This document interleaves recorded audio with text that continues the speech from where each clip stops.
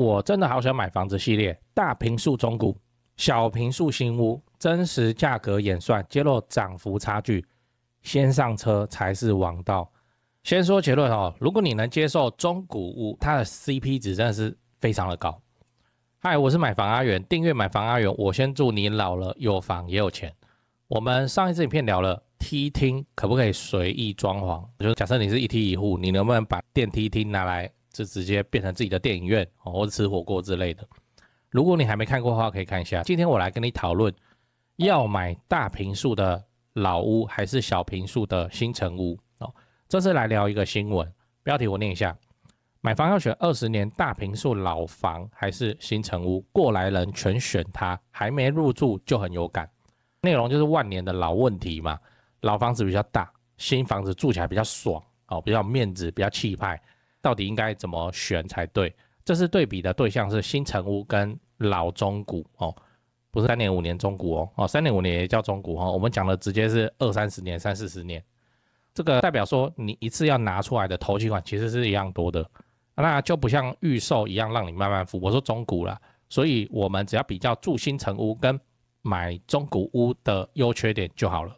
先說結論如果你能夠接受中古屋的屋齡，我會優先推薦選擇中古。我自己也是都看中古因為坪數大的房子住起來真的是，你要自住的話，住起來真的是比較適合人類居住。而且如果你想要在未來坪是小換大舊換新的話，你中國的坪數大你每坪獲利乘起來那個才會高那個錢才會出就有辦法讓你實現所謂的小換大舊換新。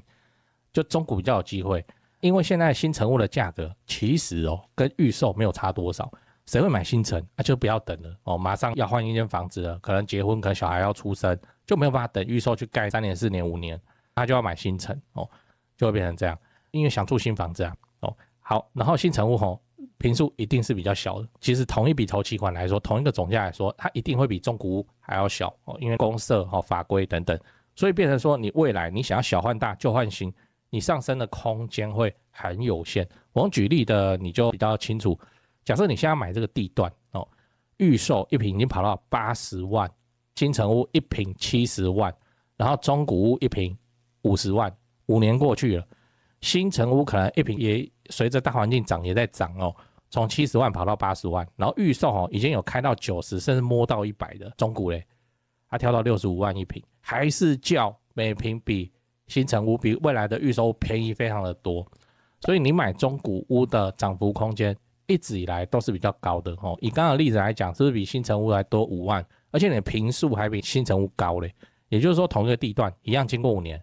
你買中古屋可以吃到更大的增值的空間，不是說你空間增值，是說你到時候你拿回來的錢會比較多，你就去你的小換大舊換新然後你的居住空間也會比較大。你這5年如果你自住，你會過得比較舒適一點。所以買中古屋是怎樣？是雙贏連贏2次CP 值很高。當然，如果你明明也知道中古屋的好，可是你的老婆另一半就是打死都要住新房子，你就当我沒講不然你要跟他玩 game。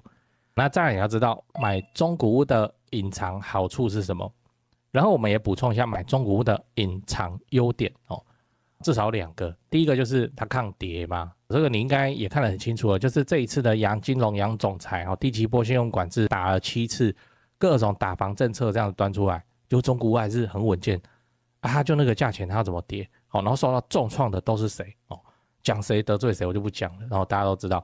然後新聞媒體就這樣，我已經強調很多次了，就是房地產是巨大且複雜的市场，不能一個房地產把所有的東西、所有的地段、所有的產品、所有的屋齡都混在一起談你可能學生做報告，你要用這種方式可以，可是今天是我們真實要自產你要花掉你這輩子你買過最貴的東西的話，我們會清晰到幾條街然後甚至是屋齡，然後幾個建案這樣子在比。對啊，不是什麼一開口閉口台灣房地產。你一定會失真。中古好地段蛋黃中就沒事啊，就沒事啊中古還是很穩健，它就還沒有跟着漲上去，然后就市場就急動了那你要它怎麼跌？而且屋主超能撐的我很能撐，你也很能撐你比我還能撐。這就是我之前講的我最愛講的叫什麼？天塌下來有預售屋頂着，對不對？所以你買中古屋會比較保值抗跌啦第二個優點是什麼？會越來越好賣，越來越好賣。為什麼？因為現在原物料瘋狂大漲中，所以未來的房子就是會越來越貴，營造成本就會提高。它偶爾會有短期的波動，會稍微下降，但整體看起來還是提高的。你不能只算料錢，像銅線、電纜哦，它高高低低哦。PTT 房屋版上都有一個朋友就是做那個行業的，他會去分享哦，銅價往下跌，現在電線比較便宜等等，但是整體的用工成本、用人工哦。用工人的成本都是急劇上升的，以前真的是很歐北來，隨便抓個外勞，然後就叫他幹，啊，現在不行哦，進入這個工地，通通都要人臉識別，真的嘞，我去工地拿東西給人家，他叫我在外面等，因為那個人臉識別我進不去，哦，就這樣，每個外勞用工成本都會變高，然後廢棄物的處理，對不對？以前那邊愛抓不抓的時候，就搞出了美濃大峽谷哦，變成陳其邁臉上的一道疤，那。怎麼可能？哦，那你現在全部都要合法合規，那就看嘛，那大家的成本就是高。好，所以未來的房子營造成本就是會越來越高哦。然後你現在買的中古，就算你在這個當下你覺得買貴了啊，等你要賣的時候，別人看你的中古跟對比附近的新房子，看起來就哎呦很超值，真的是這樣。你就算不相信建商，你也要相信誰？你要相信一個人，他叫做通貨膨脹哦，通貨膨脹。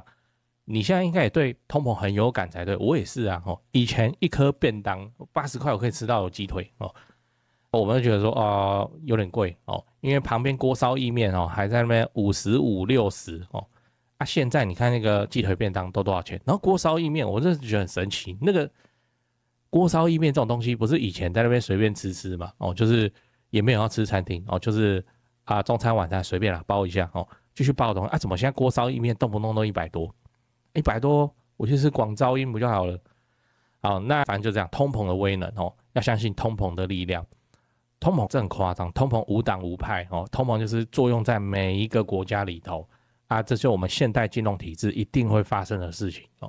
那最後你要知道，最重要的還是參與市場哦，參與市場。我還是要做一個提醒啊哦，就是不管是你想要買新成屋還是老中古。最重要的是盡快決定，因為台灣房市一直以來等等檔好像都沒有贏過，股票市場還會有那個等等檔贏過的時候，但是買房子這件事情就真的很稀少，很稀少。有啦，就現在50、60歲的高雄人可能就看到房子還會怕，因為以前高雄真的是往下跌20年，以前就是這樣。那現在時代不一樣啊，通膨的速度啊，基本薪資啊，通通都不一樣，房市就很穩健啊！你買房子就像搭火車，而且那個火車也不快哦，不是搭高鐵，搭火車，搭區間車哦。你先上車再說啦。你未來想要換房子哦，換一台比較快的車哦，這個都有機會。那你就趁火車到站的時候，房價有上去的時候，趕快去換，小換大，舊換新就好。如果你沒上到車呢，你要等下一班了哦。然後那個這一班列車過去了，就是過去了，就這樣哦。我要表達的事情是，就先上車再說了。你自己有自住的需求，你還不上，哎，那你要等什麼？等那個房價腰斬，等房價腰斬，腰斬會變成什麼？這個我之前也提過。現在中南部的租金的投報率，租金哦，就你一間房買多少錢，你一年能收多少租金的比值哦。啊，現在中南部，你中古屋你給它買下來，你整理整理，還會有3%。好，房價腰斬，就是總價除以2的話，會變成什麼？你買一間房子整理整理，放生出租，投報6%，比中華電信還高。哦，那這樣會發生什麼事？會發生說一大堆包租公包租婆出來搶房子，他不用到6%哦，他到3%爬到4%，滿地都是4%的時候，他們就上，你又很難去搶。不要怪那包租公，人家現金買不貸款，而且他做的事情完全合法，他合法繳稅哦。你要課我非自用，好啊，就給你課哦，就是這樣，就合法嘛。講完了，我們整理一下，我們今天講買房的時候，到底要選大坪數的中古還是小坪數的新成屋的這個議題。我先分析了新成屋與中古屋的各項優點缺點，並且以5年的房價走勢來做舉例。就新成屋的坪數比較少，未來增值的空間，因為不管你有幾坪再乘那個每坪單價的嘛，所以新成屋在這個坪數上會比較弱勢。那中古屋除了空間比較大、更舒適以外，它也很抗跌，然後也很容易轉手。這2個隱藏的優點就造成一個結論，就是你能接受房子的屋齡那選擇中古屋絕對是 CP 值比較高的選擇。最後我要提醒你，最重要的還是要盡早參與房市，因為房價在通膨的推動之下，只會越來越貴哦。溫水煮青蛙，一煮了5年8年啊哦，那你想要回去之前的水溫哦，不好意思，不太做得到。那最後我想問你，你認為現在的高雄買幾年的中古屋 CP 值最高 ？A 20年以上哦 ，B 30年以上 ，C 40年以上。哦，對哦，講八卦之前先打個岔。長期看我的朋友都知道，高雄置產要找誰？找台灣房屋美術之星店林店長。小老鼠 go go go go go， 小老鼠5個 go， 免費的哦。那每隔幾天你都可以看到一些有增值潛力的房子被 po 出來。那跟我說好友已經加到超過7000人了，真誇張。那想置產台北市、新北市的朋友，就加台北101蕭店長的 LINE， 小老鼠 buy 台北，小老鼠買台北這樣。那讓蕭店來幫助你成為天龍人，跟我說已經超過2000人加入了哦，趕快加，越早加入越早挑案件。買了雙北，你想要裝潢，你就找漢一室內裝修啊，裝潢找誰不是找，就是怕被當盤子敲嘛。我就推薦漢一陳老闆，反正問不用錢，小老鼠漢一哦 HANYI 漢一。你想要只做一間廁所的翻新，這都可以哦。反正你先問，拍照傳過去，去丈量討論之後再說。漢一很有實力的，資訊欄裡都有連結。那你看哦，全台房市冷淡中，高雄的重大建設卻一個都沒有停。那你不趁現在挑房子，你是要等重大建設落成以後，你去搶貴的，你才高興是嗎？加入買房阿元的 YouTube 頻道會員，我把高雄置產增值的寶藏都埋在那裡了。如果你是蘋果手機，你記得你要用網頁來加，你不要用那個內建的 App 來加，不然會被多收蘋果稅。反正我就一直研究一直拍，那能拉抬房價的高雄市蛋黃區重大建設，那有阿元看房系列，就直接帶你去看會增值的房子是長什麼樣子。現在加入就能獲得幫你整理的高雄重大建設都不用猜哦，我自己也有買高雄，所以你放心，你看到的真的就是我自己正在身體力行的功課。現在就加入買房阿元的 YouTube 頻道會員，馬上加，馬上開始抄作業。最後提醒你，不要炒房，不要炒房，不要炒房。你買在重大建設旁邊哦，配合政府的公益出租人的政策，做個好房東，守住房子，自然老了有房也有錢。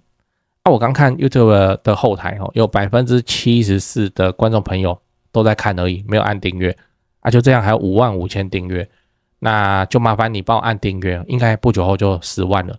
10萬有什麼好處這樣我就會比較爽。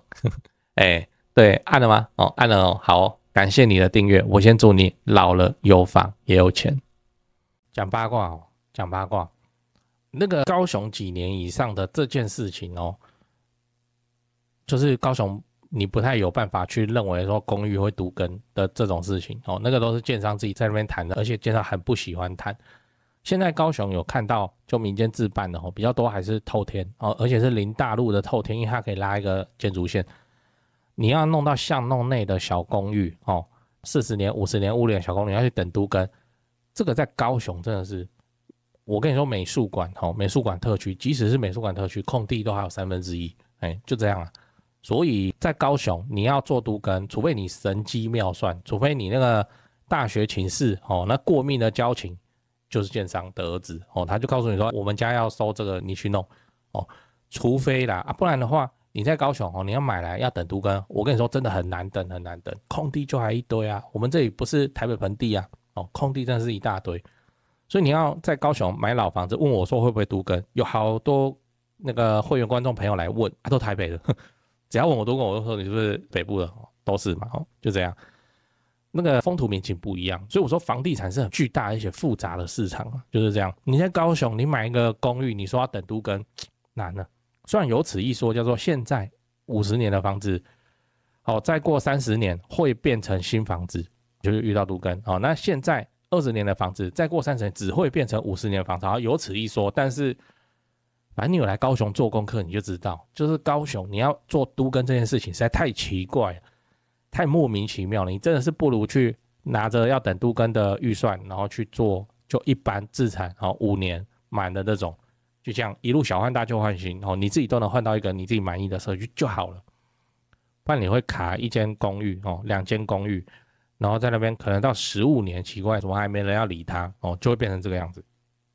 好，那講兩個東西哦，我先說一下新房子這種事情哦。我先說結論，新房子生小孩以後就會去魅了哦，去魅了。生小孩以後，空間需求是沒有辦法委屈的，你就是需要這麼大的空間。有此一說嘛，叫做2房需求的人可不可以接受住3房的空間？可以啊，怎麼不可以啊？就是一間沒有要用的空房間，看要做什麼都很好用嘛。我最愛拿來蹲東西哦，拿來當貓房，拿來當狗房哦，那或是怎麼樣都很好用。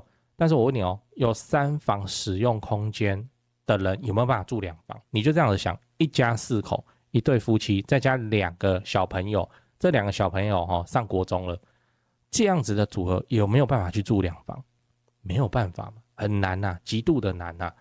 這又變成說那個 Alan 哥嘛，哦 ，Men's Game 玩物質，他不是有拍過他們家嗎？就是2房，然後4個人，那個小朋友還高中呢，上下鋪這樣子在睡。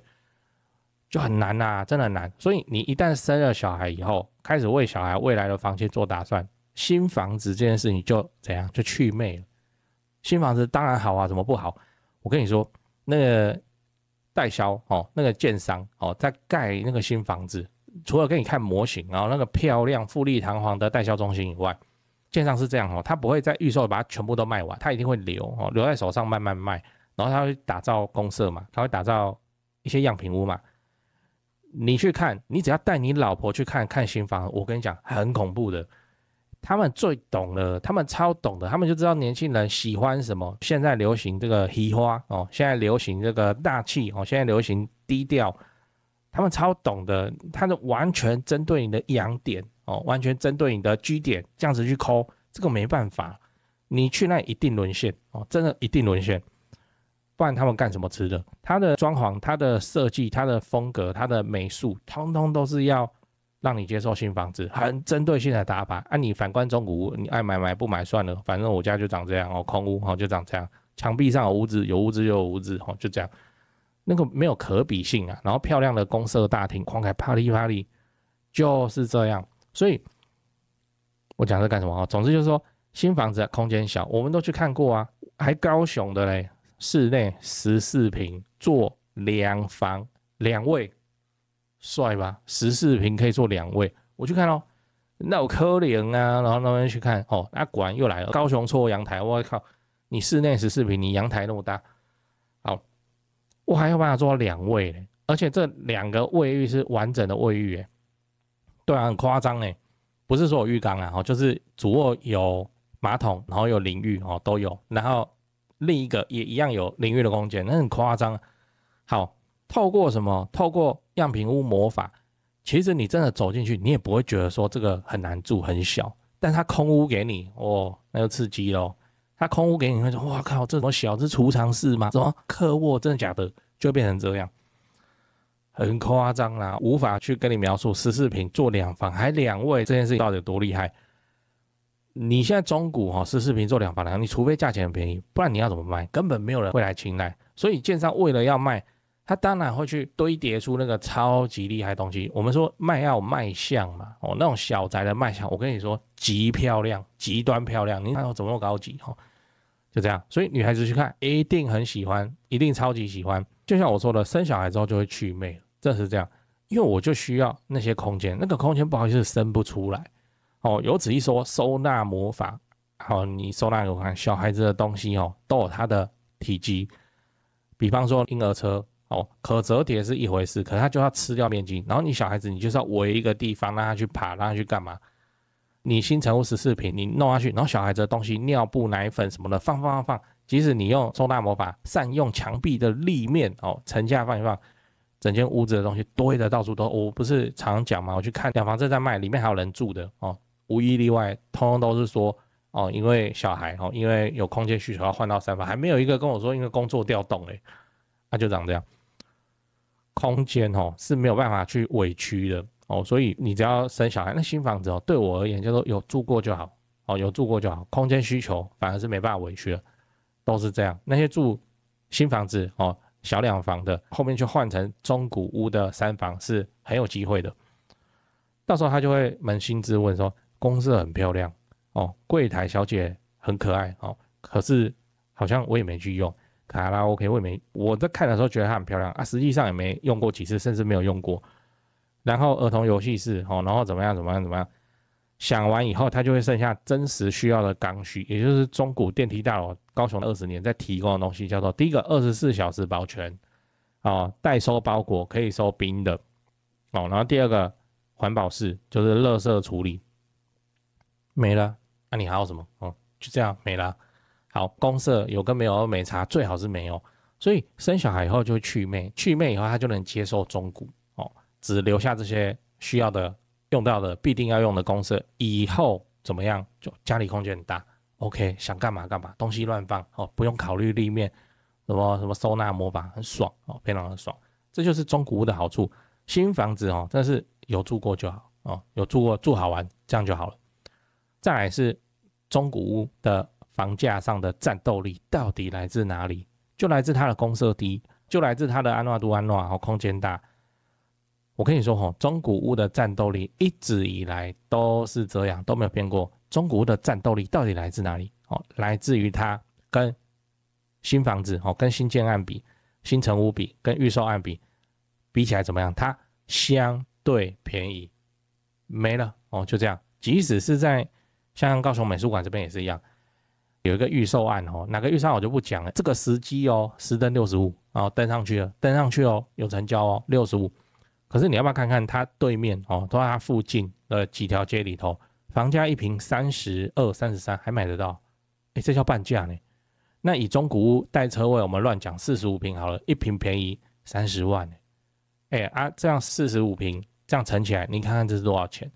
所以即使是喜歡新房子那看到這個一坪65萬，然後他之後小換大交換，他換到新的房子的3房坪，哇靠！你看他要拿多少錢出來？然後新房子有住過就好了，真的是有過到那個癮就好了，然後也沒多過癮。我跟你說，那個新房子通常長這樣，就是一交屋然後那個電梯都是包起來的，包起來大概2到3年吧，我靠！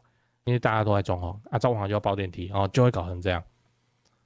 所以中古屋還是很有它可愛的地方。中古屋的戰鬥力來自於它相對便宜，就幾條，我說高雄幾條街甚至是對面、斜對面、後面就可以房價幾乎是一半。